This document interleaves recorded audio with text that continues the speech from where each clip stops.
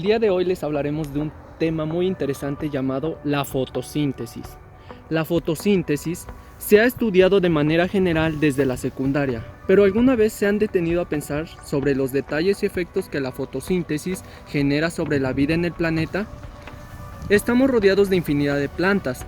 Algunas de ellas las necesitamos para alimentarnos, para recrearnos y para respirar. La alimentación humana proviene principalmente de los productos vegetales, pero ¿alguna vez se ha preguntado cómo es que las plantas generan esos alimentos? Las plantas crecen y se reproducen sin siquiera desplazarse, algo impensable para los seres humanos. ¿Qué hace tan diferentes y a la vez tan indispensables a las plantas? Aunque no lo crea, todo lo anterior tiene su fundamento en una cualidad tan sencilla como el hecho de ser verde. Sí, ser verde es la clave del éxito. Es tan importante que los científicos a menudo se refieren a ellas como plantas verdes.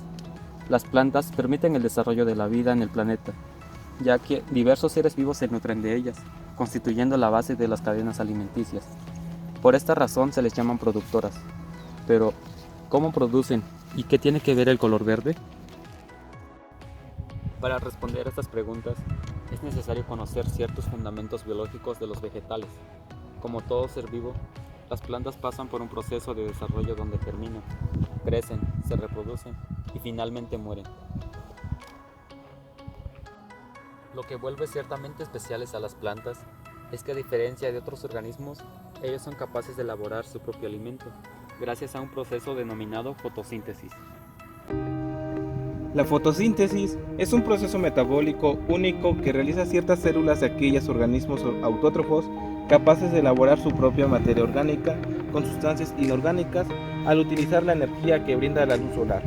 La palabra fotosíntesis tiene origen griego en el cual foto significa luz y síntesis significa composición.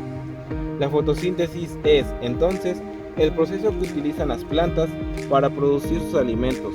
Además de utilizarla para su alimentación, las plantas y los árboles las utilizan para crecer y poder desarrollarse. La principal sustancia que se necesita para poder realizar la fotosíntesis es la conocida clorofila, aquella sustancia de color verde que se encuentra en todas las hojas. Proceso de la fotosíntesis. El proceso inicial de la fotosíntesis es la descomposición del agua en oxígeno liberado e hidrógeno. Para este proceso se requiere luz directa. El hidrógeno, el carbono y el oxígeno del dióxido de carbono son entonces convertidos en una serie de compuestos cada vez más complejos que resultan finalmente en un compuesto orgánico estable, la glucosa y el agua. Esta fase de la fotosíntesis utiliza la energía almacenada y por lo tanto puede producirse durante la oscuridad. En general, los resultados de este proceso son inversos a los de la respiración de los mamíferos, en la que los carbohidratos se oxidan para liberar energía con la producción de dióxido de carbono y agua. La clorofila es un pigmento que le da el color verde a las plantas. Esta sustancia es la que permite capturar la energía de la luz y da lugar al inicio de la fotosíntesis. Esta consiste en la transformación de energía luminosa en energía química.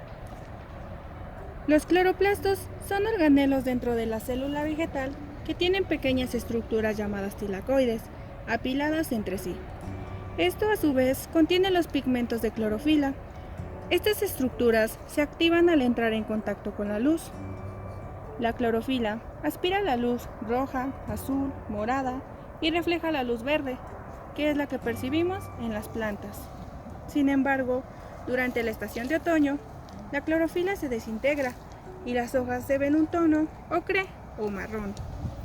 La principal función de este pigmento es la transformación de la energía luminosa de los rayos solares en energía química en forma de moléculas de ATP. El invernadero está diseñado con materiales que permiten la concentración del CO2. Un ejemplo de estos materiales es el hule de calibre 720 blanco con un 25% de sombra. Existen aditivos contra filtración y rayos ultravioleta. La cuestión es, si con una concentración más alta de CO2 se incrementa el crecimiento del cultivo en el invernadero. La respuesta es, cualquier incremento en la concentración atmosférica del CO2 en el invernadero aumenta la velocidad de la fotosíntesis y la cantidad total de azúcar producido por el cultivo.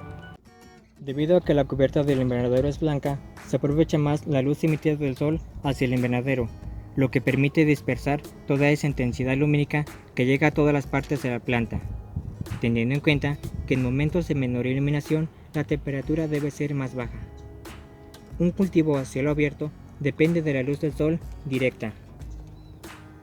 La fotosíntesis se realiza con la máxima intensidad de onda.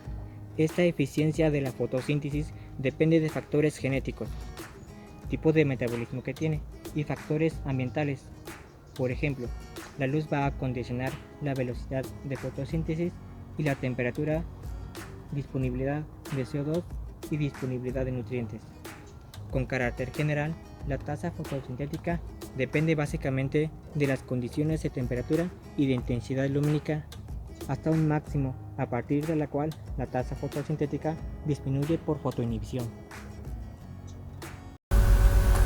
Desde siempre, la agricultura se ha visto afectada por factores externos como la lluvia, el viento y el granizo, que hasta hace no mucho tiempo no se podía controlar, sino únicamente empleando diversas técnicas referidas al riego, la fertilización o el cultivo bajo abrigo. La radiación solar se puede considerar el factor ambiental más importante en los cultivos bajo invernadero.